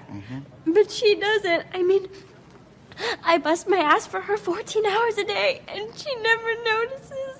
Oh my God. I hate girls who cry at work. How about if you, just as an experiment, try letting me help you? A lot of your stress is going to be lifted once you're out from under this mountain of work. And maybe you should consider leaving here at a normal hour once in a while. See your friends, have a little fun. I can offer my assistance in this area. I would love to, actually. I just don't want her to think that I can't do my job and I need an intern to help me. Okay, you're not going to want to hear this, but I heard women who sleep less than 7 hours a night gain 38% more weight than women who sleep more than 7 hours a night. What? I leave here at 11, I get back at 7, I sleep like 5 hours a night, and now I'm going to get fat?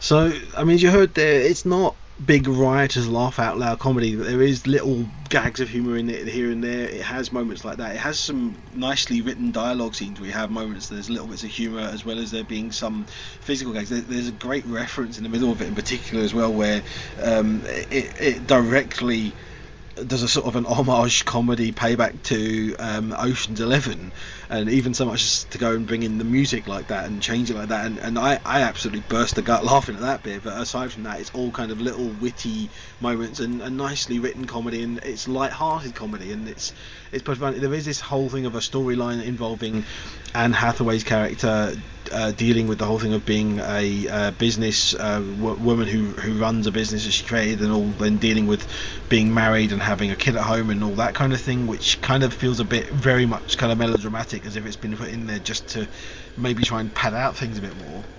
That I could have maybe done without, because it is 2 hours long. It doesn't have to be that long. That could have been a good 20 minutes of it, taken out there. But I enjoyed it. It's got, it's not, as I say, a laugh out loud riotous comedy, but it's got all the way through it consistently little nice humorous moments in it, and a fun, enjoyable, an easy watch movie that you walk it ticks off a lot of the boxes, and you walk through it, and end of it you come out, enjoyed it. Okay, on to the next film, Paranormal Activity, The Ghost Dimension. This could easily just be played out in a trailer, pretty much like In a World kind of thing, where... Sorry. In a World. No. Do you want to do the review? No, I haven't seen it. Okay, let me go on with my joke then. In a world. You sound like the guy who's like he's in the toilet or something when he's trying to do it. In a world, like this is actually created. One family finds a box of videotapes, watches one, gets really scared. Okay, that's the Bob Goldthwait, Bobcat, whatever his name is. No, I'm not doing Zed. Yeah. Starts to see really strange figures. I'm moving away from that voice because it does actually hurt and your face goes like a beetroot. Starts to see really strange figures, weird looking kind of distorted figures in Christmas trees and stuff like that, and thinks that there's something seriously wrong, not just with their house, but with their daughter. Dun dun dun clip. Oh, sorry, that was the cue to play clip. Okay. Yeah. Skylar, make sure the line is straight, okay? It's perfect. Can you help, please? Sheets and holy water, bring it over to the side here. I'm gonna try to lure the demon out into the circle. We're gonna trap that thing, scatter the salt around the perimeter. All around the perimeter. See anything? I think so. We need to keep provoking him. Why is everything shaking? What's happening? There's demon trusted to hell, Satan, and all these.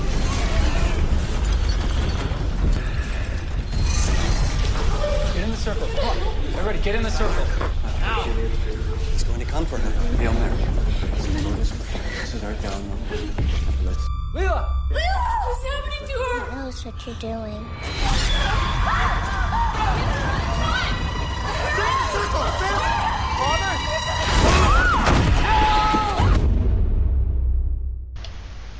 Just a lot of noise. It just sounded really chaotic. Like, it sounded like it was in the middle of it was like the rough cut of a storm film without the effects of the sound of the wind and everything going. Yeah, twisted with poltergeists. Yeah. That might have actually made a much more interesting movie. But yeah, it's just that's exactly the kind of thing that Paranormal Activity films after the first one has become. It's become a movie where pretty much for the first 45 minutes it does absolutely nothing, and then it thinks that it needs to do so much in a small time frame that it has to have scenes like that. You only heard the audio, but you can pretty much piece together what's happening, because that's exactly what these Paranormal Activity movies have become, carbon copies of each other. The first one actually set a decent ground level. There was some interesting scares in the movie. It was a very slow plodding film, but I appreciate those kind of movies because it's the ones that build up tension more. And so when you do get the payoff, you get the goosebumps as well as the jumps. And in every single movie after that, they've just become more laughable. Whereas they think the gimmick in this one is the 3D. And for the first time, it works. The 3D does work, because you've got the it's actually particle effects. And so when you do go see a movie, when you see like embers or flames, they do actually work. It looks like they are coming out of the screen, water especially. And so in this one, you've got a distorted image, and then you've got these black particles. And so it looks like you're seeing the ghost dimension. Not when you use it like about 15 times, and then it throws some stupid demons into the mix, these really weird, gribbly kind of creatures, and then a girl who walks through a portal, very much like Poltergeist.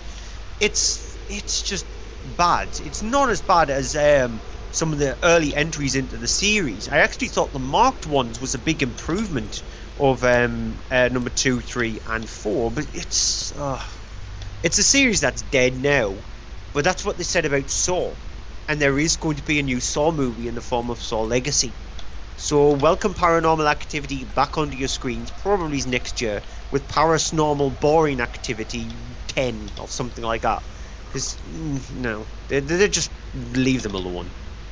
Unless you've actually got a really good 3D projector or a 3D TV, you'll probably look at the Ghost Dimension for the first time and go, ooh, that's good, and then just take them off and switch the film off. That's it. Watch the trailer in 3D. Okay, Burnt, which is directed by John Wells. It's a small, kind of independent film with Bradley Cooper at the centre of it.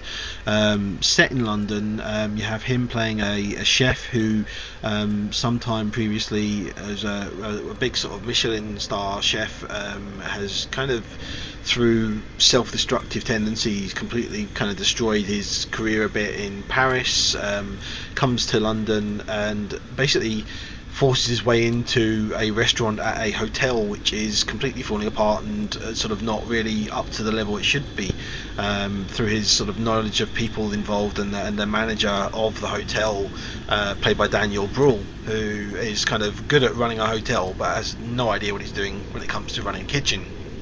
He ends up bringing him in, agreeing to this, and it's all about the whole thing of the cooking in the kitchen and the struggle by the character of Adam Jones, played by Bradley Cooper, to overcome his own destructive tendencies and why he's been away for a year, sort of kind of doing penance for his problems and things he's done in the past. In amongst the mix as well is a character played by Sienna Miller, who is a upcoming chef who he brings in and sort of decides to have her as one of his trainee chefs, and even thrown into the mix as well is Emma Thompson as a psychiatrist who he sort of agrees to go and do sessions with each week as part of his being hired back into this kind of potentially self-destructive role in this world. Don't have a clip for it, but it's a film that it's surprising it did as badly as it did when it was released in the cinema, because it wasn't a big success. It did struggle. It was a very small kind of release that disappeared very quickly because it didn't get the number that needed, I guess, to stay around a bit. And I'm genuinely surprised because I really enjoyed it. I got into it. It's a good drama centering around the character and these sort of problems. It has got a decent cast in there. I mean, you also get thrown in the mix as well smaller sort of almost cameo appearances, especially a cameo by Uma Thurman playing a British food critic. You have Alicia Vikander, who turns up as someone from the character's past. You have Matthew Rhys, who turns up as a competitor chef as one of his enemies, sort of thing.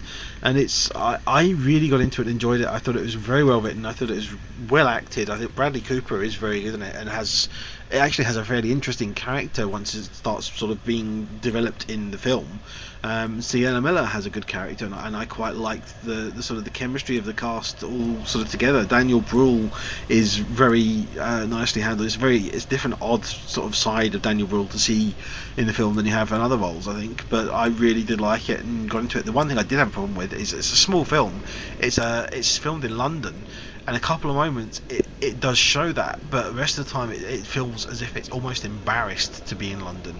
And I wish it had been more embracing of that, and we'd seen more of going out in amongst London and doing things like that, because there are scenes that are outside. It's just where it goes to markets, and it could be a market in Montreal or New York or something. There's nothing defining about it apart from occasionally these shots that are in there. I wish it had embraced that more, and it would have given it more of a personality than it has, but it does have one. Okay, then on to documentary time then with He Named Me Malala. It's directed by Davis Guggenheim, who over the last few years has switched his tact to doing documentaries. He was originally a TV director who did episodes of things like Party of Five, NYPD Blue, ER Numbers, Deadwood, 24, The Shield. It's quite an accomplished director then. Yeah, and then he went off to direct a film called Gossip, which was one of the first DVDs I ever owned. Yeah, not necessarily one to Gossip, brag about. Perfect Storm, and 4 episodes of Friends. They were the first 3 DVDs I ever owned. I thought you were going to say he directed Perfect Storm. I definitely didn't direct Perfect Storm. No. Yeah, and he went off to direct a documentary called An Inconvenient Truth. So he sort of like knows documentaries, and this one it centers around Malala Yousafzai. I'm hoping I'm pronouncing the name right, and it is a proper documentary which centers around her. She was an activist back in a hometown in Pakistan where she was shot by the Taliban for sort of like pretty much being a spokesperson for children, for schools, for women's rights, etc. And it was all over the news. And then she became the youngest winner of the Nobel Peace Prize. She actually joint won it that year. I can't remember who won it with her, but she was the joint winner of that. And so she was an activist. And so the documentary tells about her story. Interleaved throughout the documentary, you've got animated vignettes, which sort of like paced over areas where the director wouldn't have been given access to, considering that it is shot in Pakistan. Some of the stuff would have been really hard to do, and so for example, the scene which does involve her being shot is sort of like done in animation.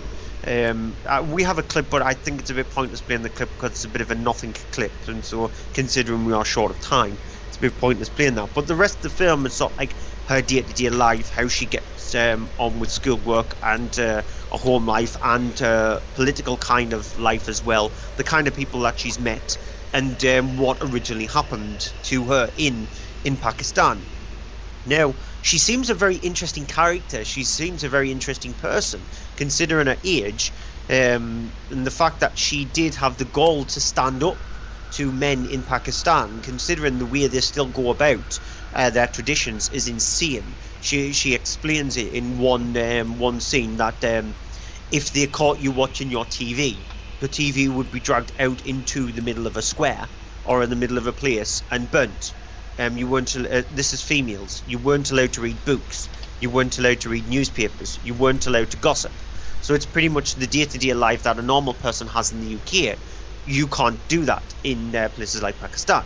So obviously she wants to stand up for that, and so learning about a character is interesting. It's just the rest of the documentary just falls flat, because I think David Guggenheim, especially with something like An Inconvenient Truth, can tackle a film that's based around a subject. When it's based around a person, I think by the looks of things, he struggles. If you've given it to somebody like Asif Kapadia, if you look at films like Senna and Amy is about Amy Winehouse, and you would think that it would be about her death, when in fact it is all about Amy Winehouse and her life. You find out more about her character. Senna, you would think that it would be about the incident that killed Ayrton Senna, when in fact it's all about Ayrton Senna's life as well. and so he concentrates more on the character, the person, rather than the event that led up to him sort of like being pushed into the public eye. And so if this was handled by somebody like Asif Kapadia, it would have been all about Malala and her life, rather than the event, or rather than what's going on, or the political elements that's going on in Pakistan. But because I think Guggenheim is more interested in that element, in a way he pushes the Malala stuff into the background and only brings it forward when he thinks that he might have an interesting question to ask her. When in fact the questions he asks her are just basic things. Also, you like boys? So it's the kind of thing that you would get a basic journalist who started his career asking celebrities, or the basic mundane questions you would see on these pop channels. And so overall, it's a documentary that would have been interesting in better hands. And you've just got a very basic and mundane documentary, and it's a pity because it could have been something special. Okay, on to Experimenter, which is another true sort of story of sorts. It's based around a real psychologist named Stanley Milgram, who's played in the film by Peter Sarsgaard, who is the scientist that's probably not well known by name necessarily, but definitely known by some of the sort of experiments that he did with people, namely one where he has two people sitting in a room, and one of them is asking questions and the other person has to respond, and if they get them wrong they get given an electric shock. And the test was actually very much like Ghostbusters. Yeah, and the test was actually a real thing that actually happened. The actual test, the real thing was faked. That it wasn't that the people were receiving electric shocks. It was that as the questions progressed, the electric shock current got higher and higher and higher. And the person on the other end, who they couldn't see each other, the person on the other end was making noises in protest of, stop, this is too much stuff. And the person is told, please continue. You have to continue. It's part of the test. And it's the question of whether or not do they continue or not, and it's basically testing about human society and behaviour, and what sort of pushes people to their limits and what they decide and what they will stand up for, sort of thing. But the film is a dramatisation of that, with the character, and things to do with such as meeting his girlfriend at the time, played by Winona Ryder, who he would marry, and you have in there sort of making appearances as some of the people. You have like Anton Yelchin makes an appearance as one of the people who's being tested. John Leguizamo turns up as well. Anthony Edwards, and it's one of these odd films. Well, I mean, given the fact we've had it with Deadpool, it's a thing as well. A character who breaks the fourth wall a lot and talks through exposition to the camera about things, as it then goes on to show what happened next, other tests, other experiments, other things that happened. But it's a oddly interesting and kind of curious and odd way of looking at these things, because as much as you look at it and you think, and there's scenes where people are doing it and they kind of become hysterical, whereas they should be kind of worried about it and getting upset.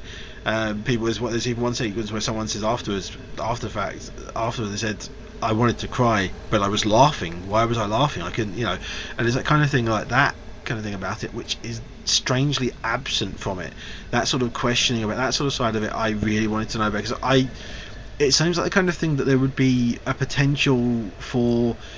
It's the kind of thing like if the Coen brothers had done it, they would put in some really sort of wry sense of humour about it, and they would make it interesting because of the fact of that it would be something that you'd watch and you would watch it, you'd laugh at it, and it would kind of bring this question into you of why you're laughing. It would kind of make the experiment about you as well, which is the thing that it doesn't do, and I just wanted it to do. I wanted it to involve me in the experiment, in an odd way of saying it, but that's how I felt about it. So I didn't think it was bad. I enjoyed it. I just didn't think it was especially brilliant. I didn't think it was well handled, and I think it really missed a trick as to how it could have been an actual really interesting kind of self-commentary on society and on the audience. Okay, then Deathgasm. Interesting melding of two words, isn't it? You can probably guess that it's not going to be a drama, or it's not going to be a hard-hitting documentary or something like that. It's from the world of New Zealand.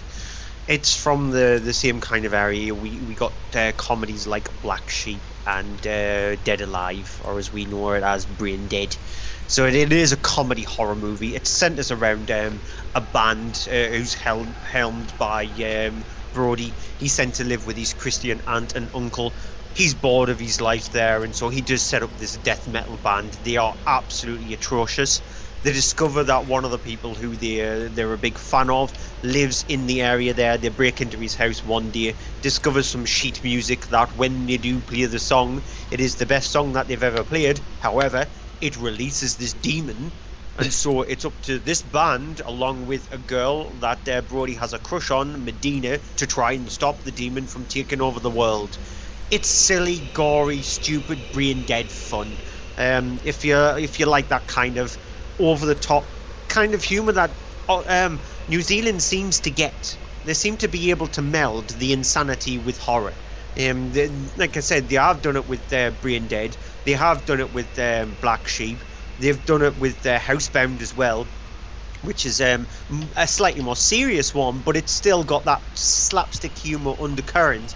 This one is just out-and-out slapstick humour horror movie. So it's not like a film that'll make you scared or jump or anything like that. It'll make you giggle and make you gross out a little bit because there's a bit of gore in it. There's some inventive kills, and it's very much in the guise of things like Turbo Kid, movie that was released late last year as well. And so small budget horror movies that'll make you laugh and wins. Few mates around, few beers, few pizzas. There you go. Entertaining Friday night. Okay, on to my last film, which is The Benefactor, written and directed by Andrew Renzi. It is a drama following a few characters. You have in the main character is Franny or Francis, played by Richard Gere, who's basically a rich philanthropist who, at the start of the film, as we're introduced to him, he's with his friends, a married couple that he's with that are in a car accident with him. He's injured but survives. They don't. They pass away. Their daughter, who is young but then cuts to 10 years later, he is with 5 years later, he is with sort of hers. He's brought back into her life, played by Dakota Fanning, who is now married and pregnant, married to her husband, played by Theo James. Richard Gere's character, of course, finds this situation of a way to reconnect with them and to reconnect with his friends through their daughter and help out, and starts to then sort of interfere in their lives and try and help them out with money and things and unwanted gifts, which they don't really kind of want to say, oh thanks, but they don't want to say, don't give us this, we don't need this, sort of situation, and find themselves difficult and struggling to deal with that. Well, he is also undergoing problems himself to do with a long-running addiction to things like morphine and drugs that is starting to now take its toll on him, and he's starting to find himself unable to find really a supply anymore. It's a well-crafted sort of drama, but the only thing sort of notable about it is that it's got Richard Gere's performance in the film, which is really, really a good performance. He is great in the film. He does look very dishevelled at the start of it. He does, in fact, look kind of like something like Gandalf out of Lord of the Rings when we first meet him. And he's, got long hair before he gets it cut and a big, massive grey beard. And it's a good sort of dishevelled performance from him that is, a broken character that makes him much more interesting than I was expecting. Dakota Fanning and Theo James are doing the best with what they've been given, which isn't a lot, admittedly. I think that the attention has been sort of taken away from them when there should have been a bit more given to them. But it's a film that, if you like Richard Gere, if you're a fan of his, and you like him in a good drama driven performance film, then you'll enjoy it. You'll find something to enjoy. If you're not so much into him, then maybe it's not for you. Final film of the night. We eventually got there. The Condemned 2. Now, who actually wanted a sequel to The Condemned? I'm not lifting my arm up, just in case you're wondering. Aww. The Condemned is sort of like America's take on Battle Royale. I wanted a sequel to The Condemned as much as I wanted 3 sequels to The Marine. Yeah, I can probably say that. But yeah, like I said, The Condemned was sort of like WWE's answer to Battle Royale. And what they did is they took like Stone Cold Steve Austin, who was a big wrestler at the time when The Condemned came out, and threw him in onto an island with a group of annoying gits, especially one played by Vinnie Jones, to beat 7 shades of horribleness out of each other. It was quite violent. It was quite terrible. But you think that they couldn't sink any lower, and then they actually gone and made The Condemned 2. They've got a different director. In tour, they've got Roel Ryan and they've got Randy Orton instead of Steve Austin, and they've even thrown Eric Roberts in there in the mix. Oh God, it's like a D list of who's who, or a B list of who's who, really. He doesn't play a bad guy. He doesn't? Oh wow. No, he plays the father of Randy Orton's character.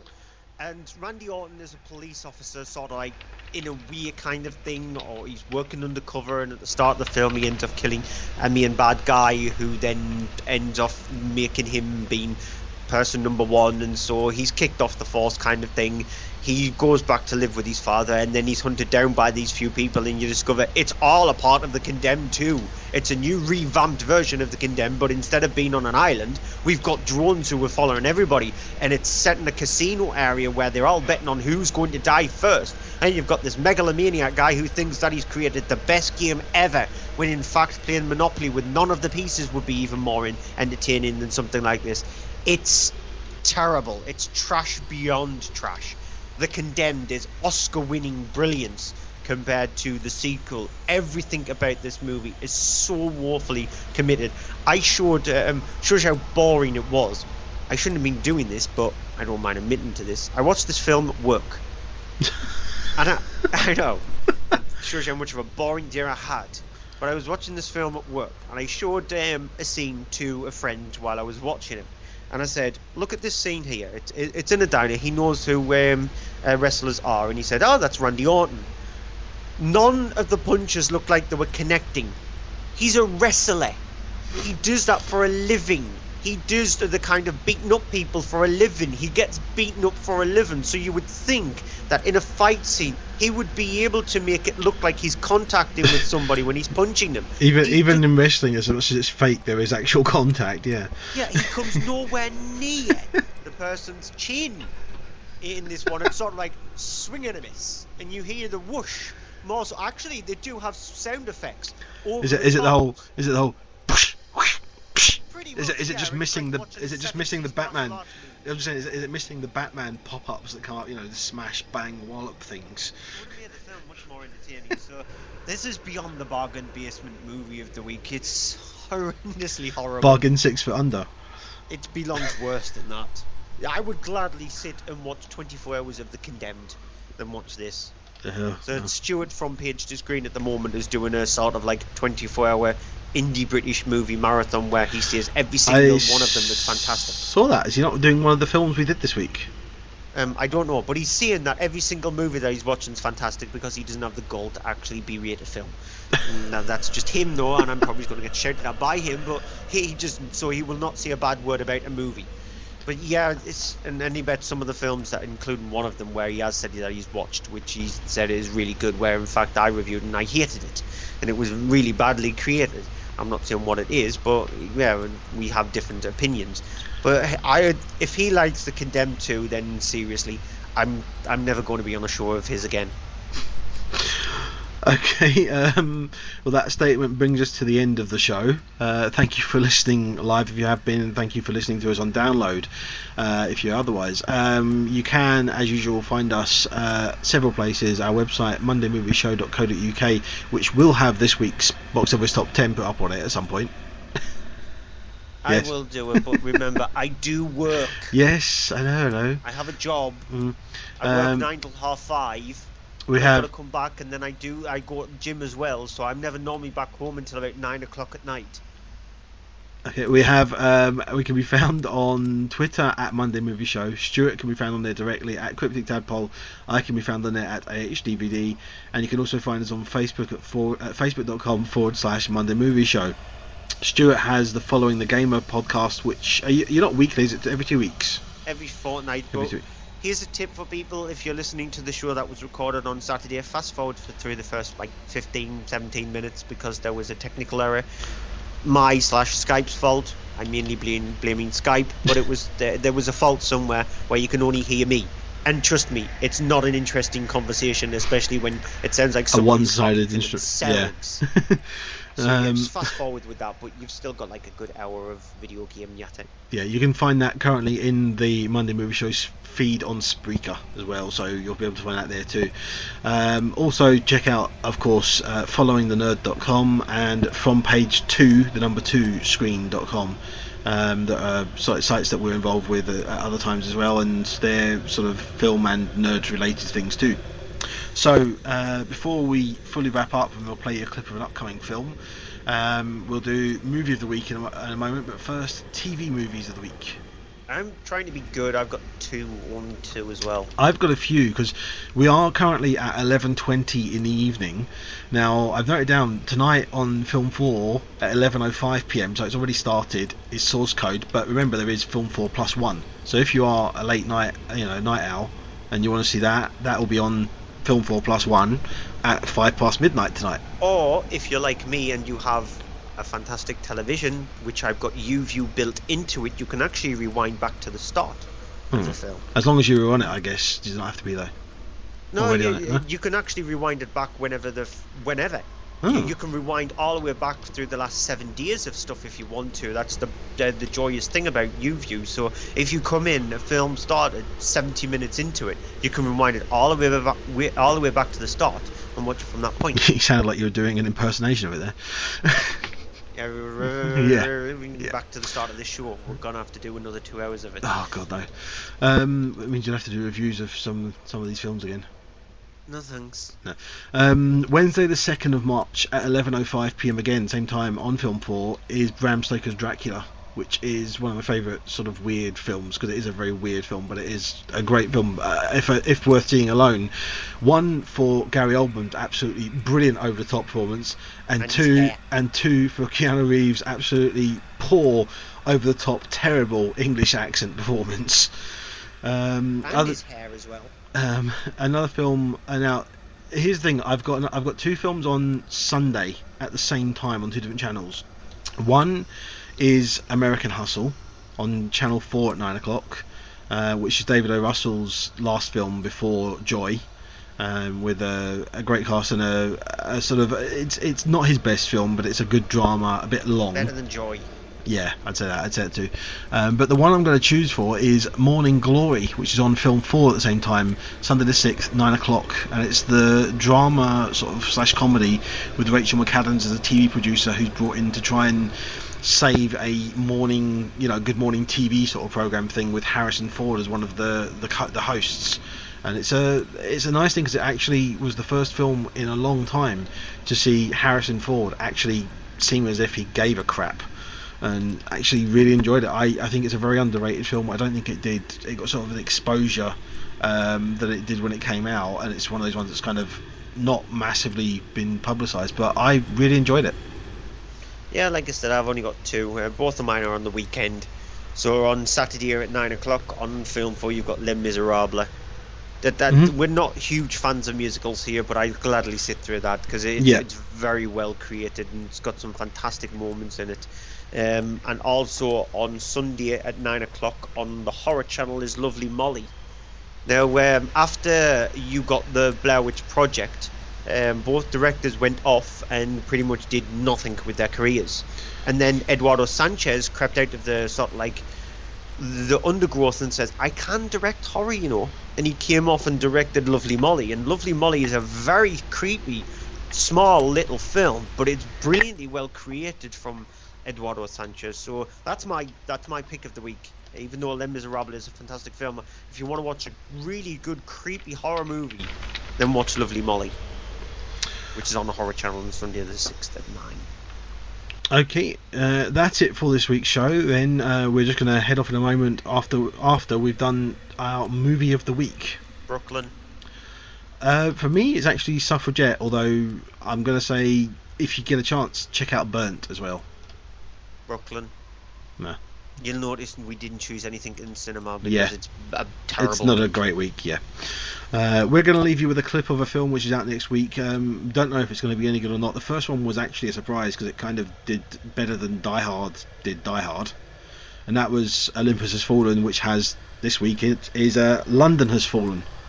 So, it of course, looks more insane. It does. Just as much as insane. It does, but it might be kind of dumb, fun popcorn film. It's whatever it is. It like can't that, be as bad as the last Die Hard film. So nothing could be that bad. Yeah.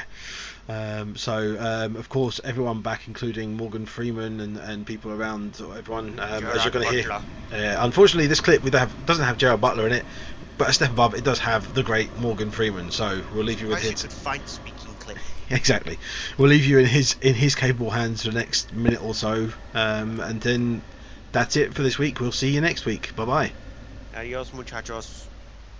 Javier Bacawe. Number 6 on the 10 list. This man is responsible for more deaths than the plague.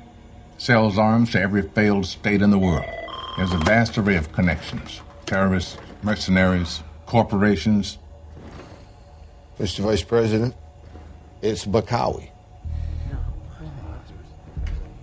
Put him through. Thought you might take my call. You'll understand if I made it difficult to track. You have me at somewhat of a loss. I thought you would have learned a lesson by now about crawling out of your hole. Never lifted a finger against you. You armed those who have.